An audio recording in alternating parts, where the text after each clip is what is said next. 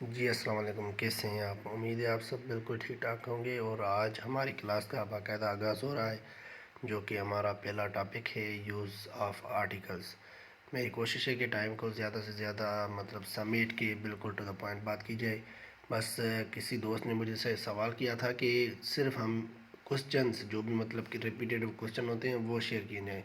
तो वो शेयर मैं इसलिए नहीं कर रहा। देखें, सवाल तो आते हैं, बिल्कुल आते हैं, मोस्ट रिपीटेटिव, वो आप रटा लगा के जाते हैं, कोई मसला नहीं। लेकिन कुछ चीज़ें होती हैं बेसिक से। अगर आप मेरी 5-10 वीडियोस देखेंगे, आपको समझना आए तो आप छोड़ देना, कोई मसला नहीं है। लेकिन एक एक मरतबा ये चीज़ें आपको समझ आ गई, फिर चाहे वो रिपीटेटिव 5-10 सवालों को छोड़ दो, हज़ारों सवाल भी आ जाए ना, तो उन कॉन्सेप्ट जो कॉन्सेप्ट आपका क्लियर होगा, उसको सामने रखते हुए आप इजी सॉल्व करते जाएंगे। सिंपल मिसाल देता हूँ। आज मैंने बिल्कुल छोटा सा टॉपिक उठाया है, आर्टिकल। इसी वजह से ये आर्टिकल आप समझ लें। इसके बाद आप इमेजिन करें, जनरल कोई भी चीज़ हो आपकी लाइफ में, डेली बेसिस पे किसी का भी नाम हो, कोई भी चीज़ लेते हैं देते हैं, उस चीज़ के साथ आर्टिकल को जोड़ दें, तो आपको समझ आ जाएगा कि मैं क्या पढ़ाना चाह रहा हूँ। क्योंकि इंग्लिश हमें बेसिक से पढ़ते आए हैं, बहुत सारी चीज़ें हैं, लेकिन यहाँ पे सिर्फ point exam point of view से पढ़ रहे हैं। तो वही चीज़ें हैं जो मोस्ट रिपीटेटिव हैं, सिंपल चीज़ें हैं, बिल्कुल सिंपल। तो बिल्कुल आसान है, इंशाल्लाह आपको समझ आ जाएगी।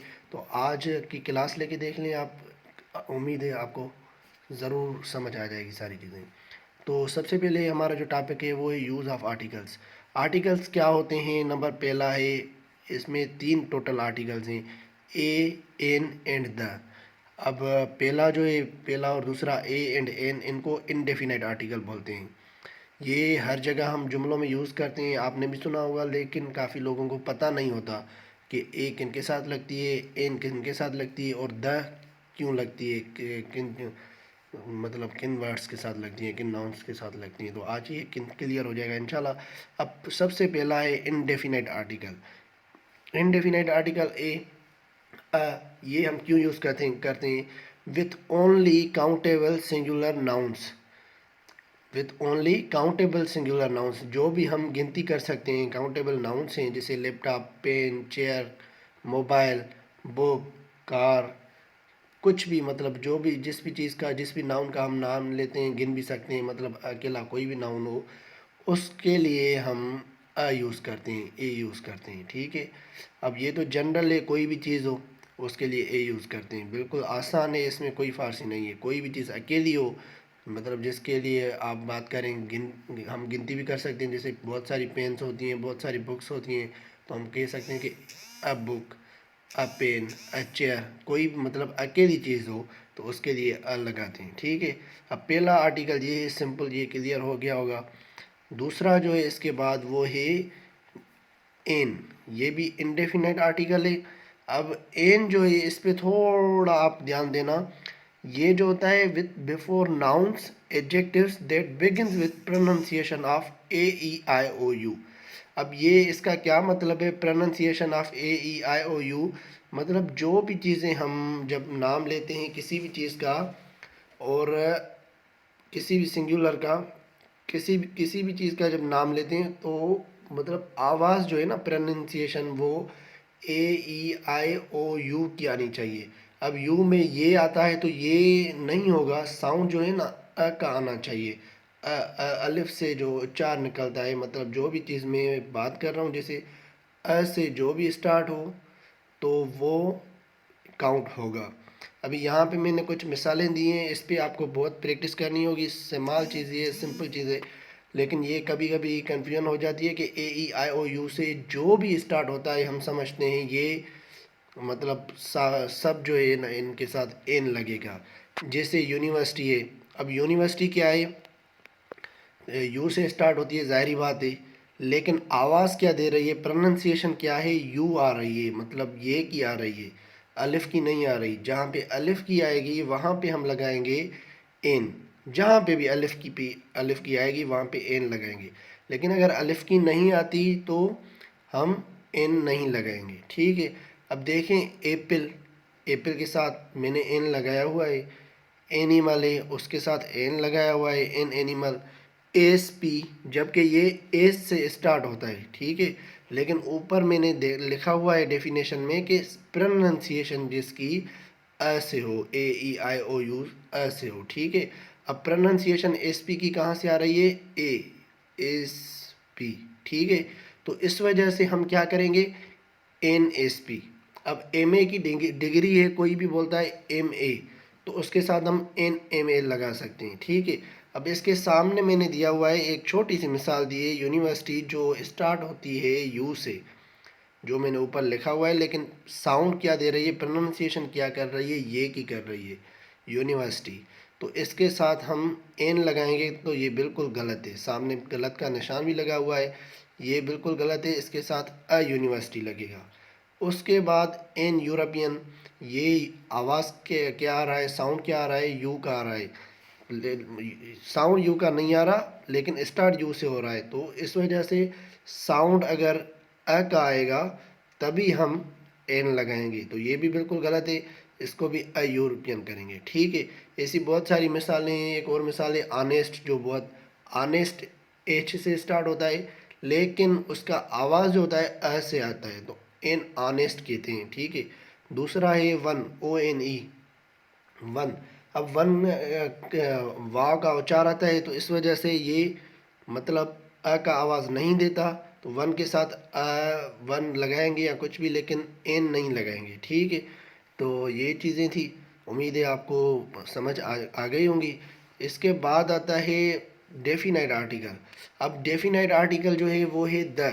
अब द का यूज़ क्या होता है, यहाँ पे सिंपल मैं आपको बता दूँ, ये जो है बिल्कुल आसान भी है और थोड़ा मुश्किल भी है, इसको सिर्फ आपका ध्यान चाहिए। अब ये लिखा हुआ है shows complete class of that kind. अब ये क्या कह रहा है, the cow, the pen, the computer, ये तो कॉमन है, इनके साथ हम द क्यों लगाएंगे।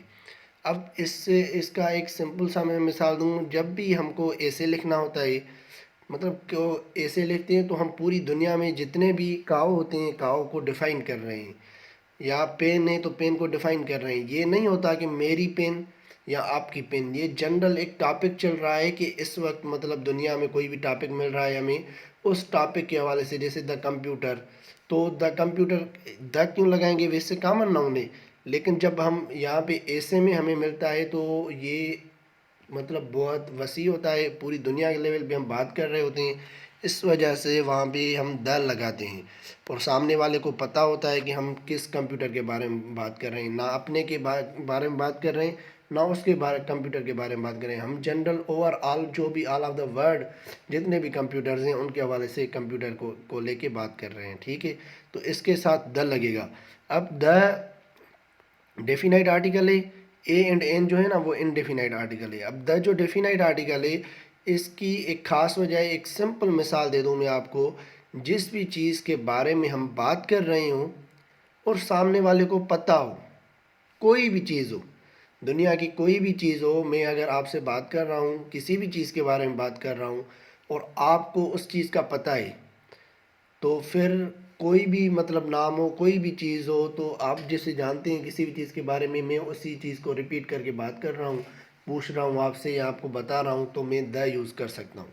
अब यहाँ पे भी मिसाल दी हुई है ऑलरेडी मैंशनड, इससे क्या है मुराद है, दिस इज़ द बॉय। अब द बॉय जो है वैसे नहीं लगेगा दिस इज़ द बॉय, क्योंकि द बॉय बॉय तो एक कॉमन है, लेकिन यहाँ पे द देने के बाद मैंने आगे मेंशन किया है I was waiting for, this is the boy, ये वो लड़का है, आई वॉज वेटिंग फॉर, जिसका मैं इंतज़ार कर रहा था, ठीक है। ये वो पेन है जो मैंने कल आपको दी थी, ठीक है। तो यहाँ पे द लगेगा। अगर मैं ये कहूँ ये पेन है, तो कभी भी द नहीं लगेगा, ठीक है। अगर कोई भी हम प्रॉपर नाउन मतलब यूज़ करते हैं जिसके बारे में, जैसे आज मैंने आपको कोई चीज़ दी है, कल मैं आपसे उसी चीज़ के बारे में पूछता हूँ, तो मैं उसी चीज़ के लिए द लगाऊंगा, तो आप समझ जाएंगे मैं किस चीज़ के बारे में बात कर रहा हूँ। मतलब जिस चीज़ के बारे में बात की जाए, जिससे बात की जाए, सामने वाले को पता हो, तो द लगा सकते हैं, ठीक है। अब ऐसे ही कुछ यूनिक नेम्स होते हैं, उनके लिए हमें द लाजमी लगाना होता है, जैसे the holy Quran, the prophet Muhammad सल्लल्लाहु अलैहि वसल्लम, द लास्ट प्रॉफेट, या द फर्स्ट प्रॉफेट, ये ऐसी को काफ़ी सारी चीज़ें हैं जो यूनिक नेम्स होते हैं, उनके साथ द फर्स्ट, द हाईएस्ट, जो तो इनके साथ द लगाते हैं। दूसरा ये है कि सुपरलेटिव डिग्रीज ऑफ एडजेक्टिव, जिस ये आपने भी पढ़ी होगी, डिग्रीज होती हैं पॉजिटिव, कंपेरेटिव, सुपरलेटिव। अब सुपरलेटिव डिग्रीज के साथ हमेशा द लगता है। अब वो कैसे, द बेस्ट, जैसे गुड है, गुड की जो कंपेरेटिव डिग्री है वो बेटर है, अब उसकी एंड लेवल सुपरलेटिव डिग्री जो है वो है बेस्ट। तो यहाँ पे हम लगाएंगे the best, the highest, the lowest, the के साथ जितनी भी सुपरलेटिव डिग्रीज हैं सारी के साथ ये इंडेफिनेट आर्टिकल लगेगा। और पेपर एग्ज़ाम में अगर कहीं पे भी आता है, कोई भी चीज़ आती है जिसका ऑलरेडी मेंशन हो नाम, तो उसके साथ हम द लगाएंगे। या कोई भी कंट्री या मतलब कोई भी बड़ा नाम जिसके बारे में ऑलरेडी सबको पता हो, जैसे द माउंट एवरेस्ट, ठीक है, मतलब कोई भी चीज़ जिसके बारे में, या आपके मोहल्ले में कोई मस्जिद है, आप किसी दोस्त से बात कर रहे हैं जिस दोस्त को उस मस्जिद का पता है, तो आप द लगा सकते हैं। लेकिन जिसको पता नहीं है, जो आपके शहर से नहीं है, उसके साथ आप बात कर रहे हो तो आप द नहीं लगा सकते। तो ये सिंपल मिसालें, और भी बहुत सारी मिसालें होंगी। आपके लिए एक छोटा सा टास्क है, अगर आप सीरियस होकर काम करना चाहते हैं तो काइंडली इस पे 50-50, ये मतलब बना के 50 वर्ड्स के साथ द लगाएं, जुमलों में यूज़ करें कुछ भी, 50 के साथ एन लगाएं, 50 के साथ अ लगाएं। अगर ये आप होमवर्क कंप्लीट करते जाएंगे, मैं गारंटी देता हूँ आप फुली प्रिपेयर्ड हो जाएंगे इंशाल्लाह। कोई भी टेस्ट देना